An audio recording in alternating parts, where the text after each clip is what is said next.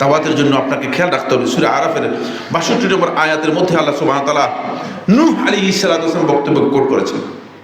সূরা আরাফ পুরোটাই আল্লাহ তাআলা নবীদের বক্তব্যকে কোট করেছেন। তবে নূহ আলাইহিস সালাম বলতেছেন, উবাল্লিগুকুম রিসালাতি রাব্বি, আমি আমার রবের রিসালাত তোমাদের কাছে পৌঁছাচ্ছি।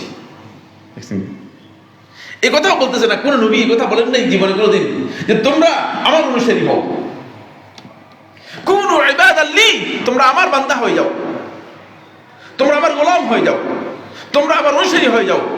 আল্লাহর পক্ষ থেকে আগত কোন নবী এবং রাসূল জীবনে কোনোদিন এই কথা বলেন নাই, অথচ তারা তো ওহীর মাধ্যমে মানুষদেরকে জানিয়েছে।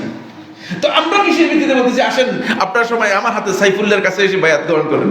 মানে সাইফুল্লাহ কে, কি কর্তৃত্ব আমার রয়েছে আল্লাহ তাআলার উপর? আপনারা সবাই আমার কাছে বায়াত গ্রহণ করেন।